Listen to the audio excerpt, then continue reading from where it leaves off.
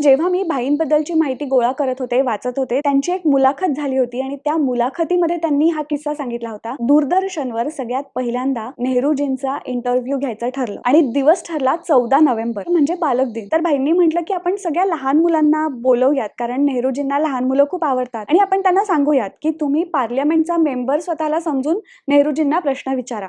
भाईंनी प्रश्न सुद्धा तयार ठेवले होते. त्यातले काही प्रश्न असे होते की तुम्हाला लाल गुलाबच का आवडतो, पिवळं गुलाब का नाही? दुसरा प्रश्न असा होता की नेहरूजी तुम्हाला घोडे खूप आवडतात, मग भारतातल्या सगळ्या शाळांमध्ये घोडेस्वारी शिकवणं अनिवार्य करा, का नाही करत? असे सगळे खूप मिश्किल आणि खूप क्यूट प्रश्न त्यांनी काढले होते. पण असं झालं की दूरदर्शनच्या वरिष्ठ अधिकाऱ्यांना हे काही पटलं नाही आणि त्यांनी सांगितलं की नाही, आपण लहान मुलांना वगैरे काही बोलवायचं नाही, कॉमन मॅनला बोलवायचा प्रश्न विचारायला. भाईंना खूप राग आला आणि भाई तर भाईच.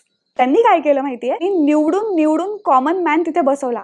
एक रिक्षेवाला बसवला, एक मास्तर बसवले, त्याच्याकडे पाहिल्यावर सुद्धा भीती वाटेल असा एकदम डेंजर व्यक्ती तिथे आणून बसवला. नेहरूजी जेव्हा स्टुडिओमध्ये आले तेव्हा ते म्हणाले, अरे मुझे तो लगा था की इंटरव्यू बच्चों के साथ है. मग भाईंनी त्यावर उत्तर दिलं, हाँ ये लोग भी तो कभी बच्चे थे. इंटरव्ह्यू सुरू झाला आणि पहिलाच प्रश्न त्या रिक्षेवाल्याने विचारला, आम्हाला असं कळलंय की आमची वस्ती पाडून तिथे तुम्ही मोठमोठाल्या इमारती बांधणार आहात, हे काम कधी सुरू होणार? त्यावर नेहरूजी जरा चिडले आणि म्हणालेत की मला काय विचारता, कॉर्पोरेशन मध्ये जाऊन विचारा. त्यावर तो रिक्षेवाला म्हणाला की आम्ही तर कॉर्पोरेशन मध्ये जाऊन विचारलं, त्यांनी आम्हाला तुम्हाला विचारायला सांगितलं, तुम्ही इकडे पाठवता ते तिकडे पाठवतात, आम्ही कोणाला प्रश्न विचारायचा? आता वातावरण जरा तणावपूर्ण होत गेलं. दुसरा प्रश्न सुद्धा वातावरण बिघडवणारा होता. हे सगळं पु ल देशपांडे बघत होते. समय सूचकता दाखवून त्यांनी काय केलं, एक प्रश्न लिहिला. असिस्टंटला सांगितलं की हा जाऊन ऑडियन्स मध्ये बसलेले जे मास्तर आहे त्यांना सांग विचारायला. मग मास्तरांनी तो प्रश्न विचारला की नेहरूजी तुम्ही एवढं काम करता, तुमच्यावर एवढ्या सगळ्या रिस्पॉन्सिबिलिटीज आहेत, एवढे टेन्शन्स असतात, तरीही तुम्ही गुलाबाच्या फुलासारखे टवटवीत कसे दिसता? झालं. नेहरूजी तिथेच शांत झाले, हसले. त्यांनी त्या प्रश्नाचं